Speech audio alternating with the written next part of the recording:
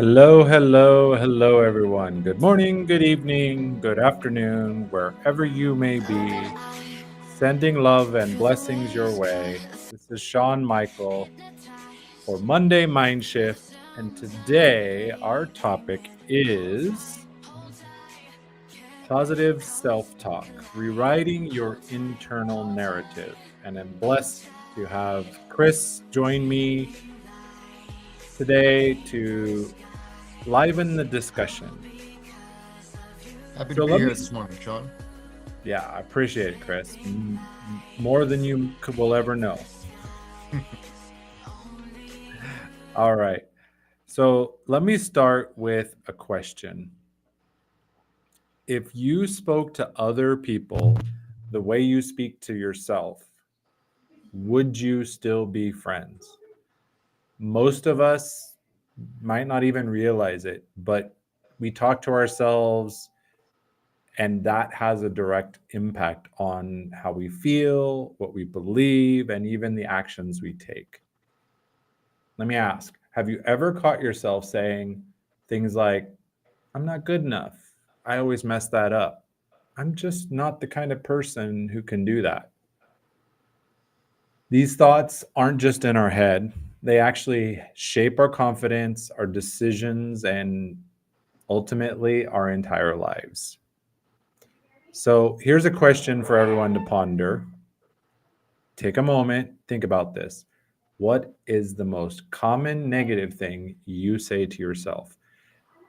If you feel like it, drop it in the chat. Um, Whatever you feel, or just think about it. It doesn't matter. You don't have to be, if you're brave enough, go ahead and drop it in the chat. What's that negative thing you say to yourself? Now, there's actually science behind this. Science has shown, or psychologists, our brain is listening to what we tell it, and our subconscious believes it, like a small child believes in Santa Claus. Studies have shown that at least 80% of our thoughts are negative for most people. Those words we say to ourselves release chemicals in the brain. Self criticism triggers that ugly stress hormone, cortisol. But positive self talk actually releases dopamine and serotonin. Those are those feel good chemicals. But as I said, the biggest problem is our subconscious accepts repeated thoughts as the absolute truth, even if they're not. For example, if you tell yourself, sorry, forgot to put do not disturb on. Um, if you tell yourself, I always fail over and over, your brain will actually start to look for proof that that is true, and it will learn to ignore your success. But a simple shift in what we say here, if you say something like, I always figure things out, then our brain actually starts to look for evidence of that. So, question number 2 for today's presentation. Think about a time when you doubted yourself, but later realized you were capable. What changed in your thinking? So, how do we get all this negative voice, this negative self talk, that sometimes called the inner critic? It comes from our childhood messages. The person, whoever it might have been, oh, you'll never be good at that.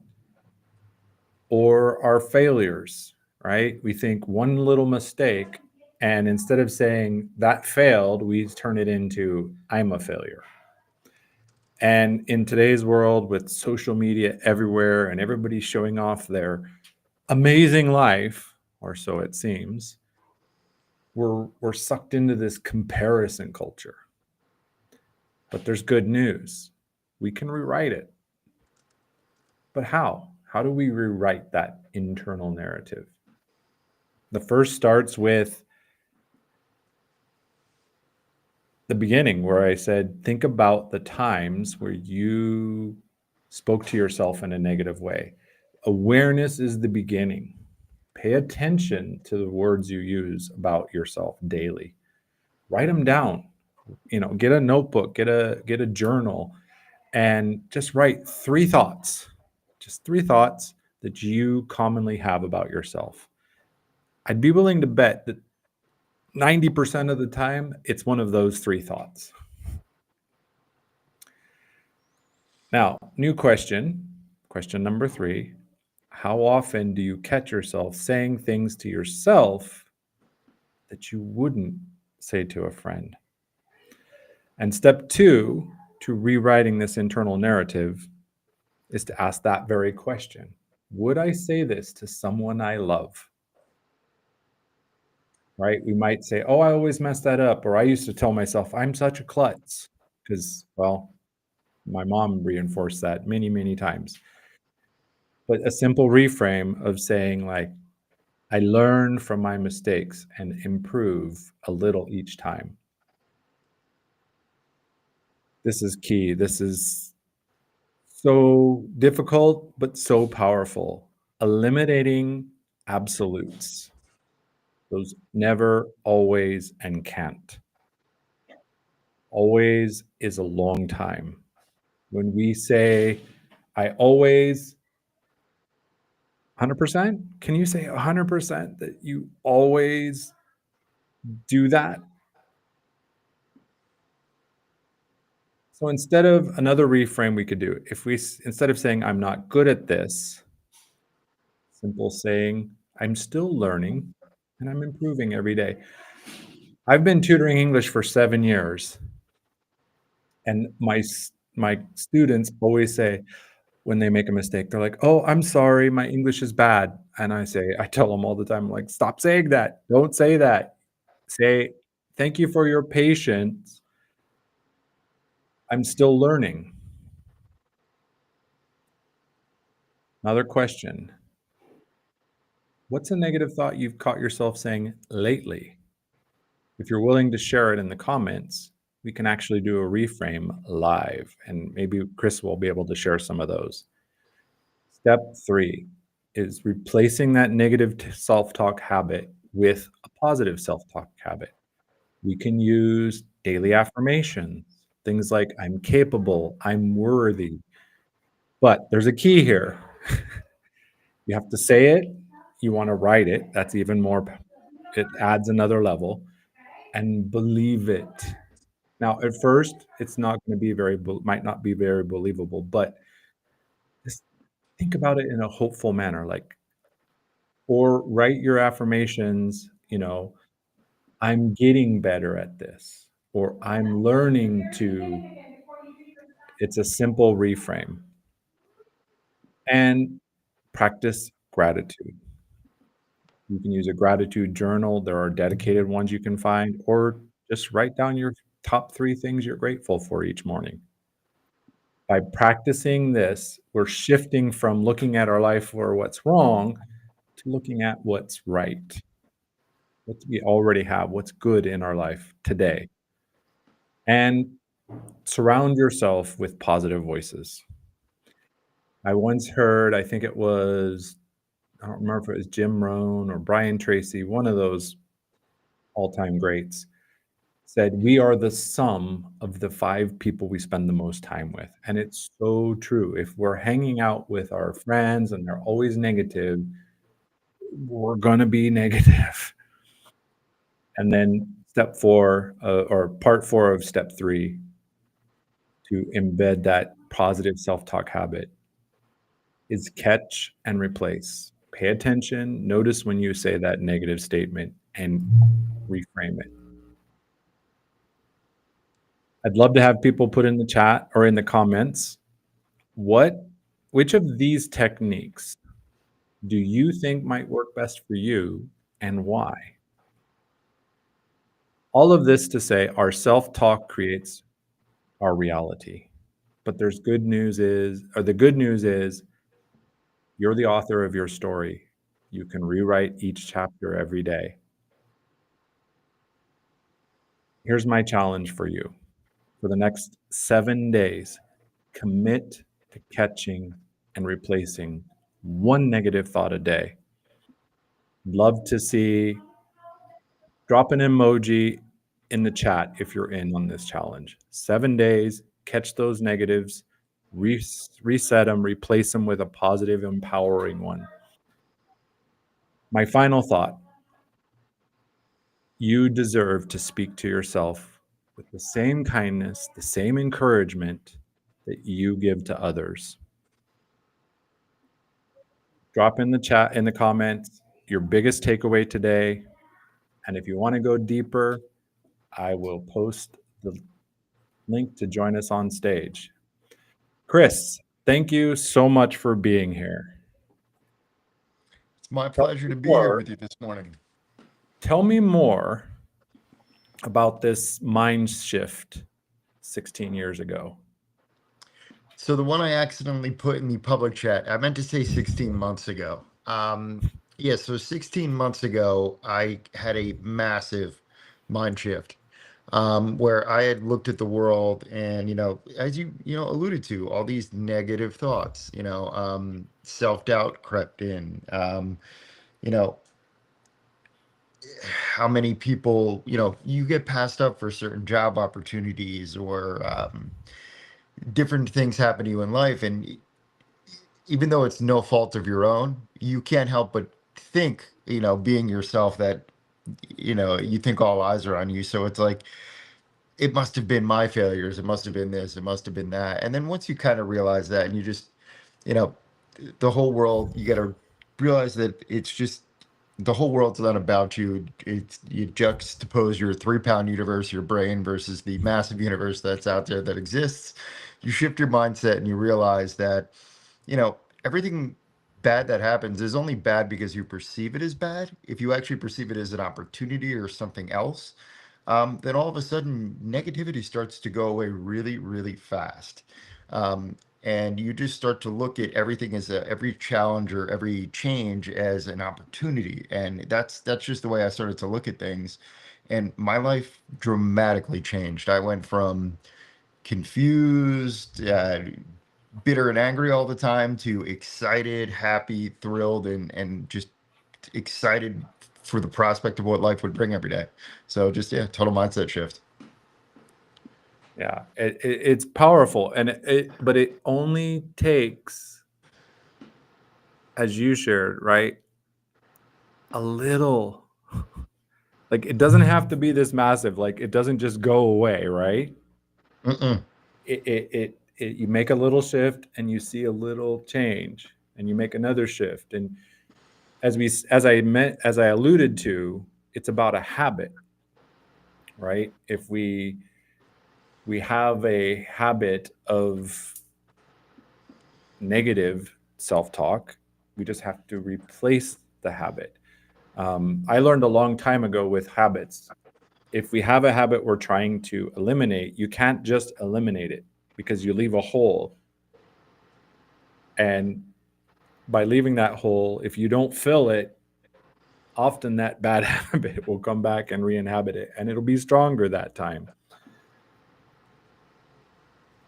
So, it takes daily practice, daily habit of catching ourselves with the negative self-talk, reframing it. I actually have a reminder on my wall with, a list of words that I focus on not saying. And the ones I mentioned: always, never, sorry, unnecessarily, because a lot of us have that habit of saying sorry when, is it really appropriate? Does it really fit here? And but is another one, because I heard it once that when we say but, it negates everything that came before it. So, Chris, what is your daily practice? I mentioned some of the habits that we can practice daily, like gratitude or the catch and replace. How do you keep your mindset on a more positive path? Yeah, so it's actually interesting you bring it up. So I have a lot of very difficult things I'm balancing in my life right now, and I still wake up with a positive mindset every day. So just to give you a little sneak behind the curtain, I work a full-time day job. I'm only off today for President's Day, and at night I run an NGO. So I am working 16-hour days. My father is ill. He's in the hospital. He's going in for some serious treatments.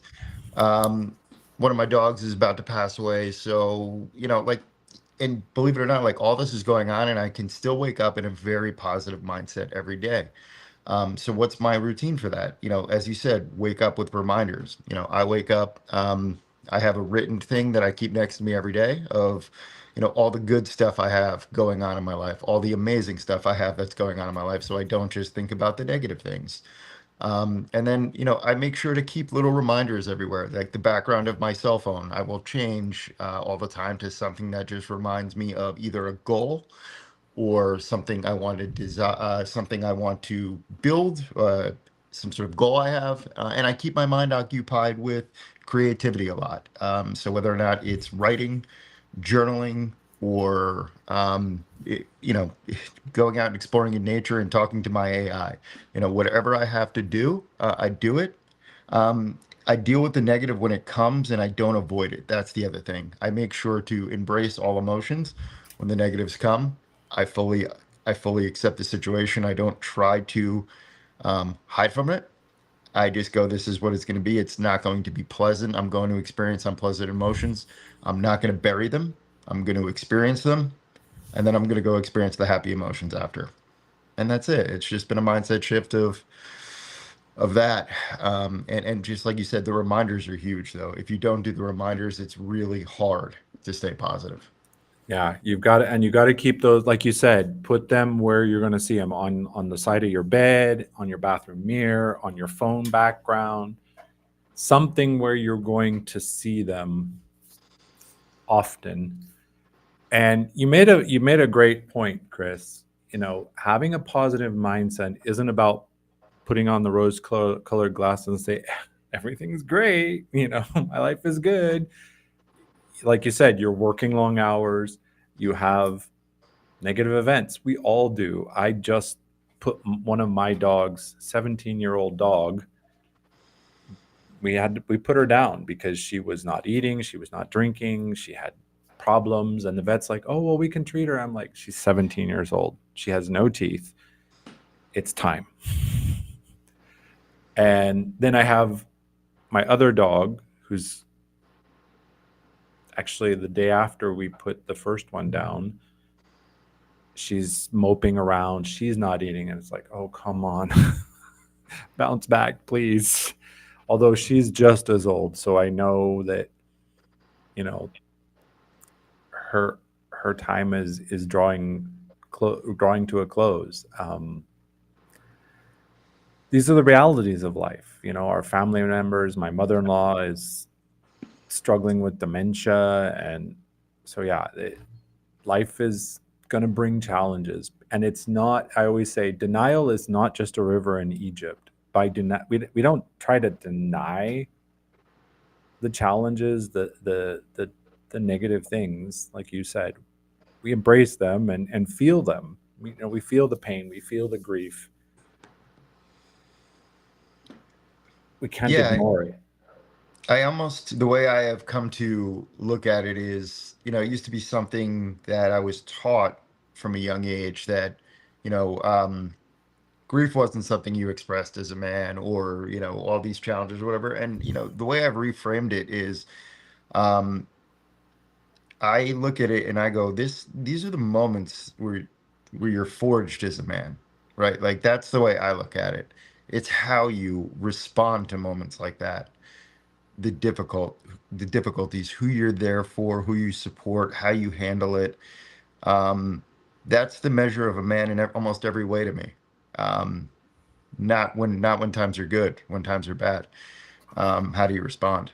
And too often we look to people who don't respond the right way in good times. But long and the short of it is, I would just say, yeah, I think these moments, you're talking about like your dog and my dog and all that. These are the moments where you have to embrace the realities of life, understand the cycle of life, but still know how to bring a smile to other people's faces. And then, find time to grieve in your own period, with your loved ones. Right. And find a way to put a smile on our own face. Yes. Um, because, like with the loss of my dog, is yeah, I'm sad that she's gone, but then I remember all the joy that she brought. You know, we traveled to from California to New Mexico to Belize. We traveled through Mexico and the last 10 years in Guatemala. I mean, she's an international traveler and she's touched so many lives, and there's so many things to be grateful for. But There yeah, really and There really are, though. That's the thing, and it's so difficult to take measure of all the things. Like, and it's ridiculous because we can when things are bad or they seem bad, we get tunnel vision. Mhm. That's the problem. We get tunnel vision, and we So can true. only see the world through the lens of the negative thing that we haven't gotten past yet. And then when the event happens, a lot of people, because they've been so focused on that lens, it feels like their world has ended. And you have to really keep your eyes open and look around and keep your head on a swivel, and realize that the world is spinning. It's a beautiful place. Every moment, each and every moment is an opportunity for you, yourself, your own personal universe to start over. Every nanosecond is another opportunity to start over and be a better person and to embrace the positive. So they just go for it. Yeah, and as you said, but give yourself the space to process these as Hmm. well. Um, you know, the challenges, the loved ones that are struggling, the losses. It's about we give ourselves the space to feel it, to process it, stay focused on the good, the positive. And the reality is we're all struggling. Amalia shared in the private chat that, she's got a lot of challenges as well, working full time. I think a lot of us are working full time, doing other things, trying to build our own business, dealing with life, loved ones that are struggling, older loved ones, pets, all of it. This isn't about ignoring the reality. It's about finding the silver lining in the cloud, right? um, about not letting it hold us down, right? And live in that negative space ourselves. You brought up something else too, Chris. You talked about like real men don't. That is so prolific, like big boy. I just heard this in the Monday afternoons. I lead a book study on nonviolent communication, and we were just talking about that, about the message we heard, big boys don't show feelings, or big girls don't cry. And I don't think people are mean to proliferate this saying, but it's just kind of, again, habits, right? They heard it, so they pass it on, right? My mother-in-law is always telling my wife, "Oh, you need to do this with your son, and you need to," and my wife's like, thank you, mom. We're raising our son our way. Things are different now. We have better understanding. Um, so yes, we're doing things differently. But that's what life is about, is adapting where we need to, right? Try to work on maintaining that positive, empowering side in spite of difficulties.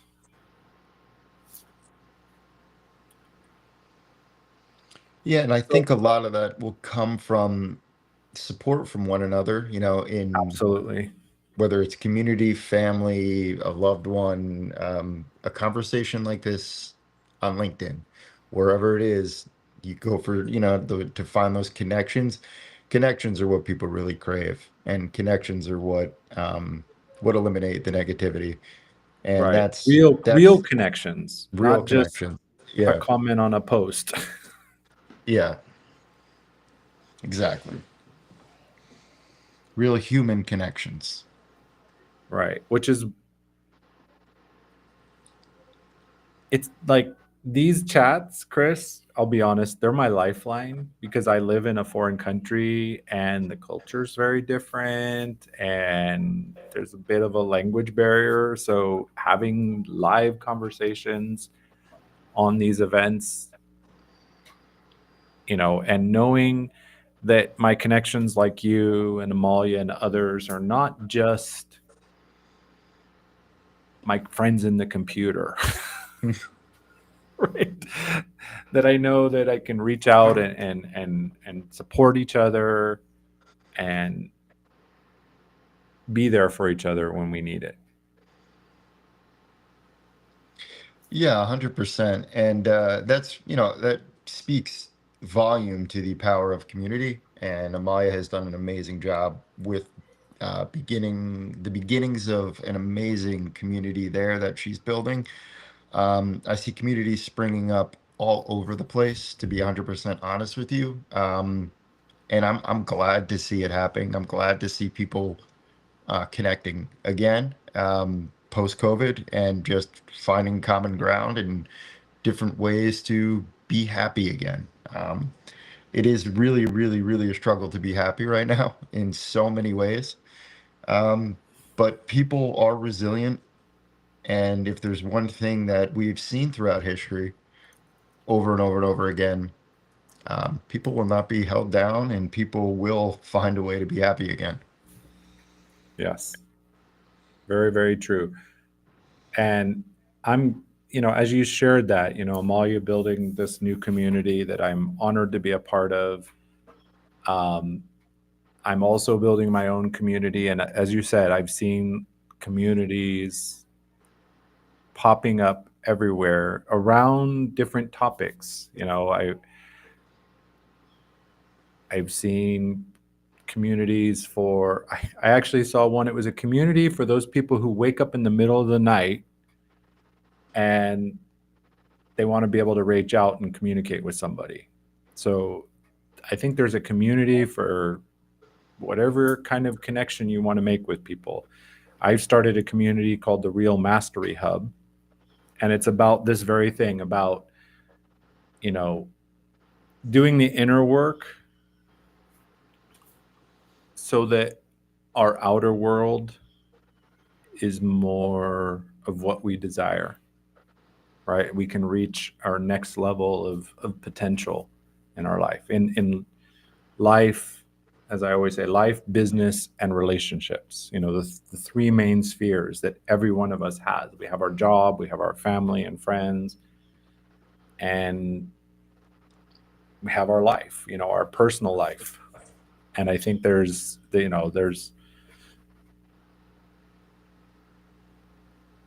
a need to find places to connect and to unlock some of the inner obstacles, we'll say. Help set the prisoners free. Yeah, it's interesting to see how many different communities are springing up. I'm really glad I want to explore yours now that I know about it. First time I'm hearing, so I'm definitely going to come check it out. Well, But it's brand new. yeah, It's even newer than Amalia's. So.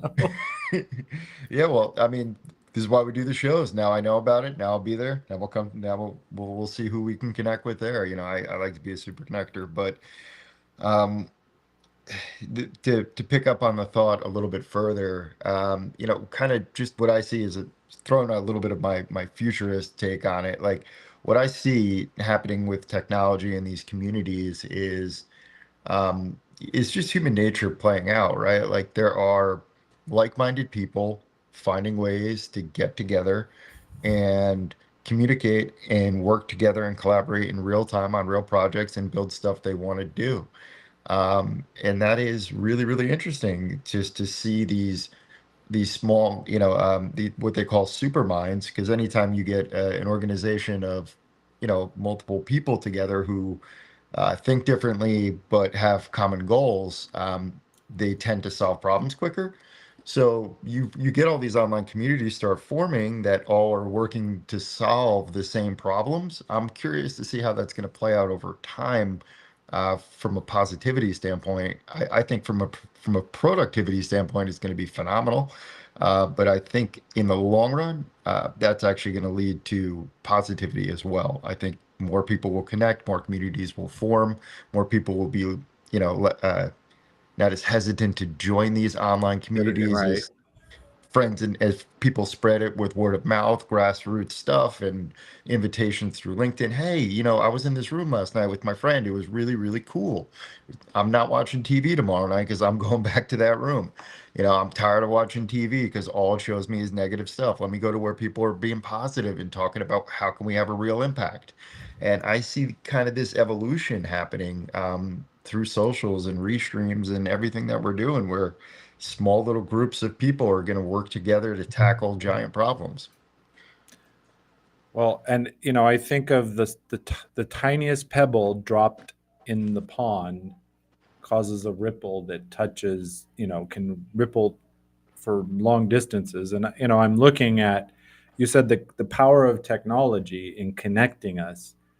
Um, I know you and maybe others are in the United States. I saw a comment, somebody, uh, Azahar Ali, welcome. Merhaba or marhaba, welcome from Saudi Arabia, he says. So, yeah, the technology allows us to connect with people we might not otherwise have interacted with on a global scale. I know my podcast, most of my audience is in Asia, not in the West.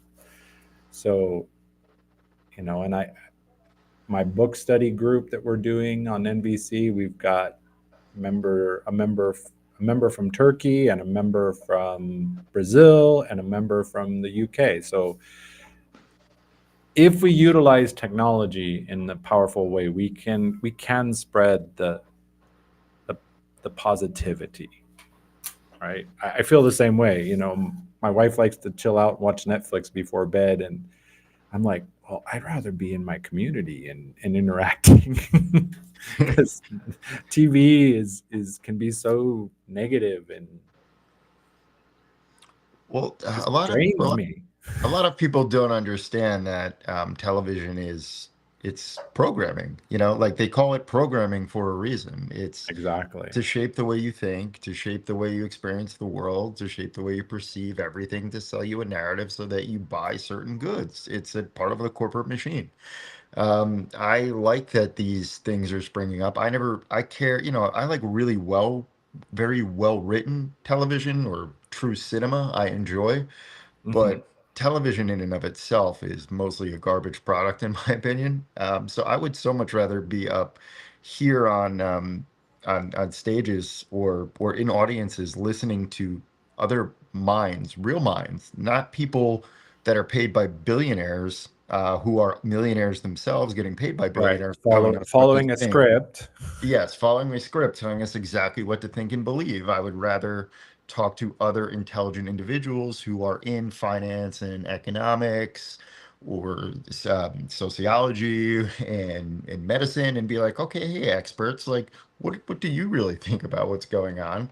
And learn from actual experts, not the television or YouTube where somebody puts on a tinfoil hat and goes through crazy stuff. Like I want to learn from actual people who are genuinely interesting. And so I don't know. I much prefer this to TV, but at the same time, to each their own, right? I also recognize that to everybody else out there who is seething listening to what I'm saying, that I fully embrace that people are different, and I appreciate that there are people who just want to relax and enjoy the television.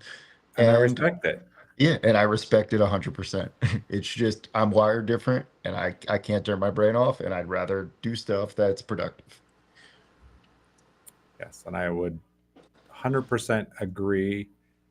And, speaking of amazing people and connectors, I see Kenny has joined us, Mr. Kenneth Dunner, who says he can't join us.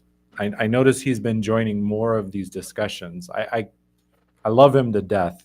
He bombards me with invites to these great discussions, and many times I get to join, and other times I'm like, oh, I wish I could join, but I can't, because I'm doing other things. But yeah, So this community, this connection is so powerful, and it's it aligns with what I shared earlier, about if we're trying to rewrite our inner narrative, we want to spend time with those positive people, and it don't always have to like 100% align with our views. I'm okay with being challenged on my views. as am I. I think that's the point of having views, is so that like you can discuss them with other people, Right, find out in an what adult way. yeah, find out why they think differently, get to the root issue of what shaped their opinion, then have a discussion as to what you still how your perceptions differ, figure out what the root of that problem is, and then you got to figure out, okay, so now that we disagreeing on principle or are we disagreeing on fact? And the whole problem that we've really gotten to in this world is that everybody's so ready to fight that they're not even getting to is it fact or not anymore. And so Absolutely. how can we possibly get to is it a difference of principle? Right, because we're everybody, like as you said, they're dying. It's almost like they're going looking for a fight sometimes. Everybody's looking for a fight because it's the internet and they're angry and they know if they type 6 words, they can get 30 notifications, and those 30 notifications, what they don't realize, that's a dopamine hit. You were talking earlier, Right. about the But it's a chemical. Yeah, disempowering dopamine hit. exactly. It's like heroin. It's the worst. It's the worst thing you can get addicted to is social media. Yes. And it's not it's not an easy addiction to kick for a lot of people. I know Yeah. several years ago, I caught myself like every time the stupid phone went ding, I was picking it up and I'm like, what am I doing? This is crazy. Like I'm letting this little device control me. So I actually turned off the notifications from social media. I'm like, if I want to go check out and see what Chris is up to or Kenneth's up to or anybody else is up to, I want to control it. I don't want the notifications popping up and me acting like Pavlov's dog, where I'm just responding to a stimulus, getting that dopamine hit because I got another like or something. I'd rather generate my own dopamine and serotonin in a healthy way using some of the techniques that I mentioned. Yeah, focus on your techniques, and when you're with somebody, I have a cell phone next to me right now, but what I will do, I'm using it to comment on the show. I turn it Mhm. over when nobody's commenting, and I make sure to do that exact same thing as much as I can when I'm in the presence of human beings. I do not take my cell phone out. I keep it in my pocket. I don't look Absolutely. at it. if something goes off, if a text message goes off, if a phone call goes off, and I'm in a conversation, there's a reason you have voicemail. There's a reason it's a text message. Right. It could wait. It's not so dire that I have to. Yeah. You make an excellent point, because even like by putting the device in our pocket and let it buzz in our pocket or whatever, where we can just ignore it and continue the conversation, stay focused, stay present. Um, even just, I'm going to turn my video on. Even just talking to somebody with it in my hand, even if I've got it like this, where I'm not looking at the screen, it's taking away from the connection and the conversation. So I practice the same thing when I'm in conversation, especially face to face. The phone's out of the, it's put away. It's not present. I know what you mean with here, because unfortunately with Restream, we can see the comments coming in from LinkedIn, but we cannot comment back out. So if we want to comment, we need to comment through another device, right? I'm kind of Correct. bummed Yes. about that. I wish that we could do that, because I know comments to YouTube or other platforms can go two-way, but LinkedIn's system doesn't allow us that. So we adapt. We are, if one thing, adaptive people. But that's, part of positivity. That's actually a great segue into how adaptation is so important to positivity, right? Your ability to adapt to new situations, to change, that is a skill that everybody who wants to remain positive should really work on. Um, Understand that just because the situation's changed or something, basically what your emotions signal to you when you feel uncomfortable, it's just your body recognizing that, hey, this scenario's changed. You should reevaluate what's around you. It's not something Right. to be afraid of. It's just your body kicking in saying, okay, this is a survival mechanism. The reason you're experiencing this is because you're supposed to reassess what's around you. That's all. Right. It's these feelings, and well, I want to go, you said someone trying to stay positive. I would say if someone is at a point in their life and they're like, things are not like something, maybe they're just having that small feeling that things are not where I want them to be. They're off a little bit. Like, this isn't what I imagined my life would be at this point in time. These are, the emotions, the feelings, those little inklings. And welcome, Tracy. I see Tracy popped in. Um, I like to think of it, they're like the lights and the gauges in our car, right? They are there to tell us what's happening. And if there is something, if the light pops on, we know it's time to go get the car checked out. It's the same thing with our emotions, or that different feelings that, like, something's off, right? Pain, sadness, depression. These are not something to be afraid of, but rather something to tell us to reevaluate, to get things checked out, which with our own self is more of that inner, questioning and an inner awareness. Yeah, and I think, just to speak from personal experience, I was able to tell many years ago when my mindset had started to begin to shift towards the negative.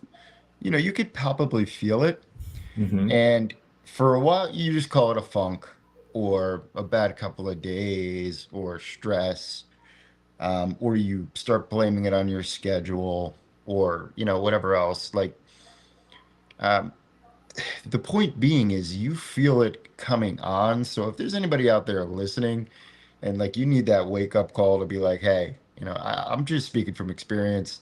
Like, now is the time, anybody who listens to this in the future, to go out and just talk to somebody and be like, hey, um, Yes, definitely. I've been way more bummed out because trust me, it gets harder and harder and harder to speak up. And then you start acting differently, whether you realize it or not. And then people distance themselves from you, and that's how you become isolated. I became isolated for a while. And it's not an easy place to come back from. It's not. So I would just say for anybody out there who is beginning to feel those feelings, go talk to somebody today and have a great day today. Right. Yes, absolutely. It's important to have that person that, I call it accountability. I had a deep partnership with a friend who, I remember we were having a discussion about commanding respect versus demanding respect. And we had an agreement that we would call each other out on what we saw. We would be honest and open with each other. And he's like, "Well, it sounds kind of like you're demanding respect." I went, "Okay, I know I asked for that, but I wasn't ready for it." But it was powerful. And seems I have lost Chris. Oh, he's back.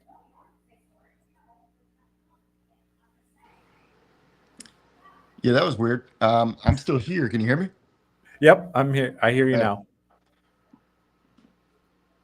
That was weird. Like suddenly you were just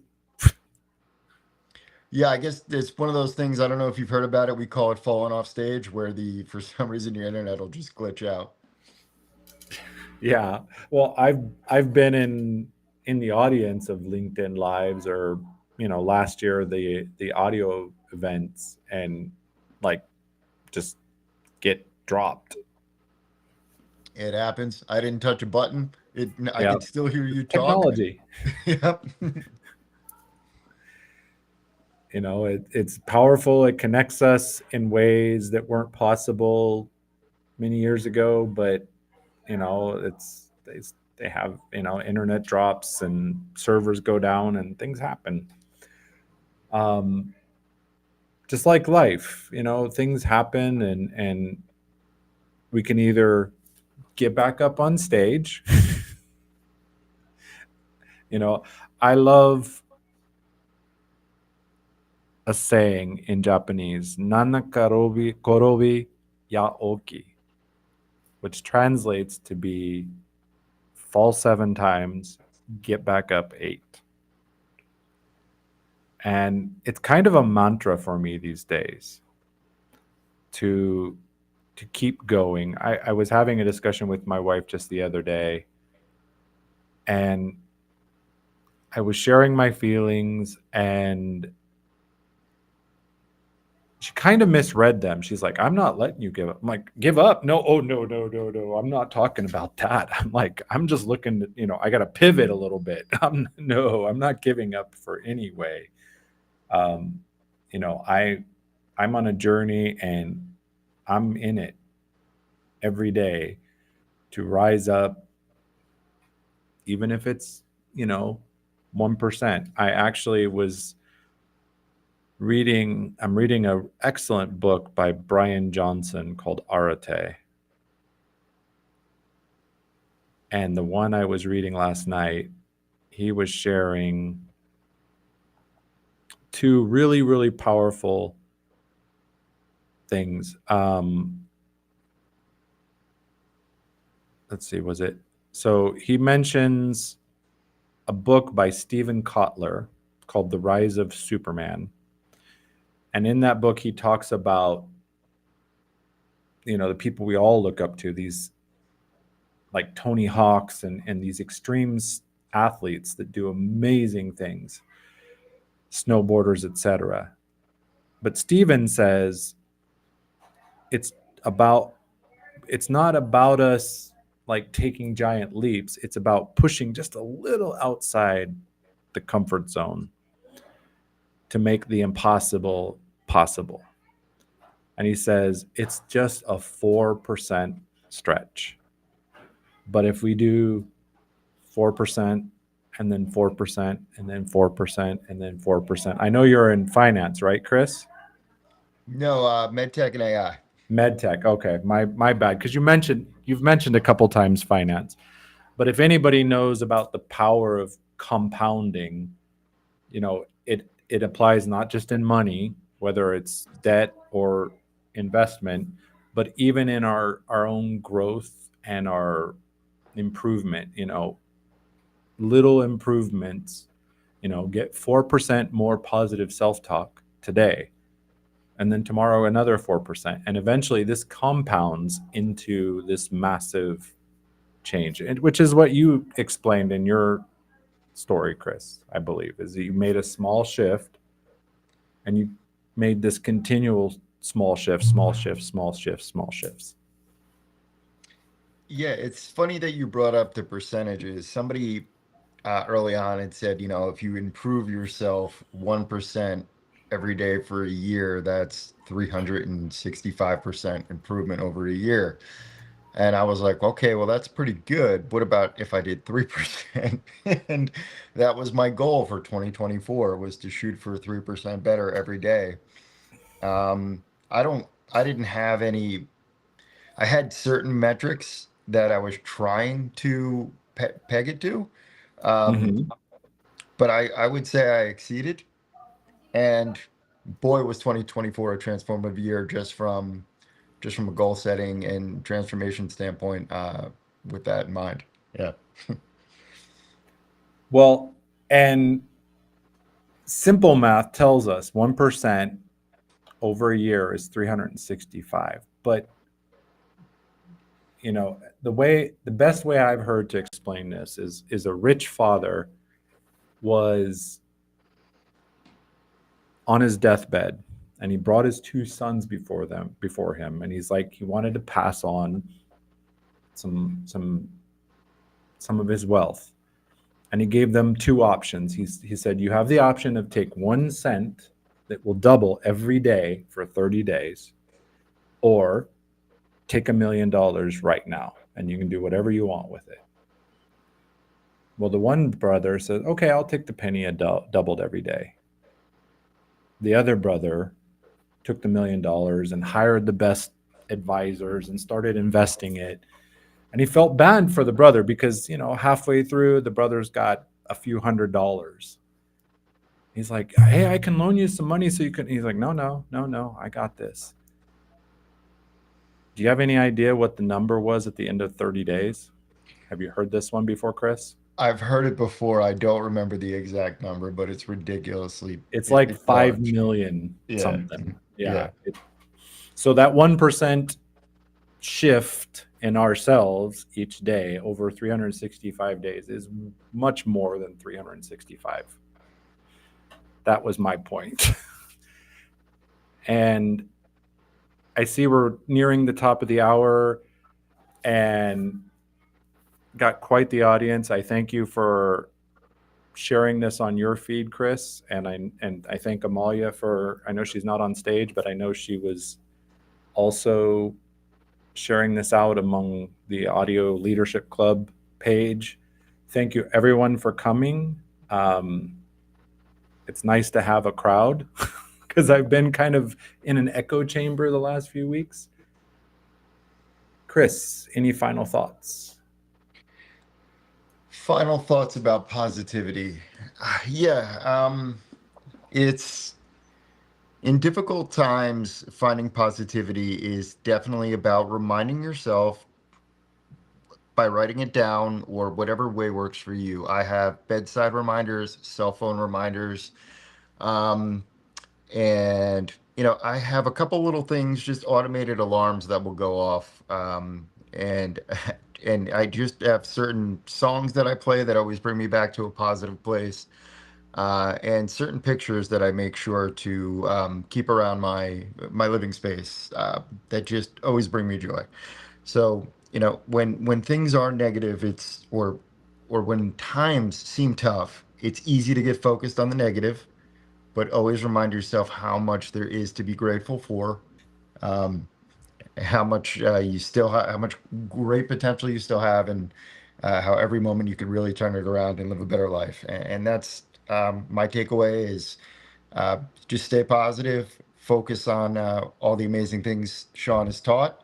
This has been a great conversation. I'm so happy I joined, and I'm so glad everybody in the audience joined. So thanks for coming, everybody in the audience. This has been a great discussion. Yes, and thank you for contributing to the discussion and sharing your own experience, Chris. My closing is I've adopted a new mantra. So it's been a while now. No pressure, no diamonds.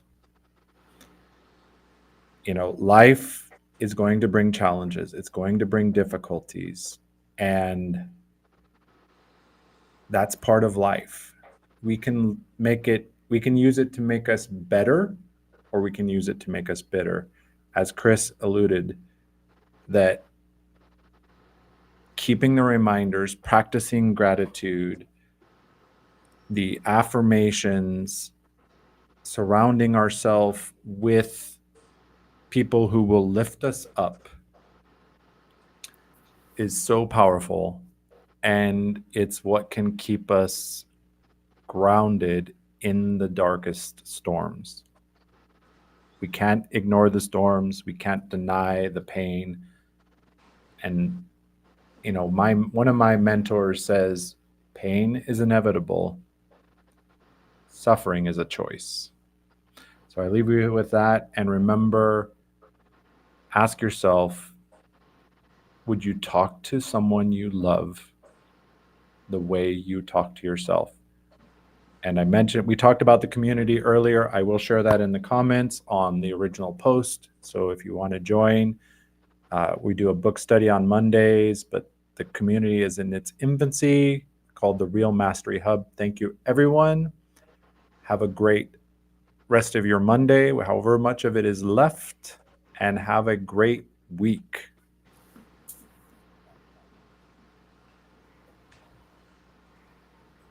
Have a great week,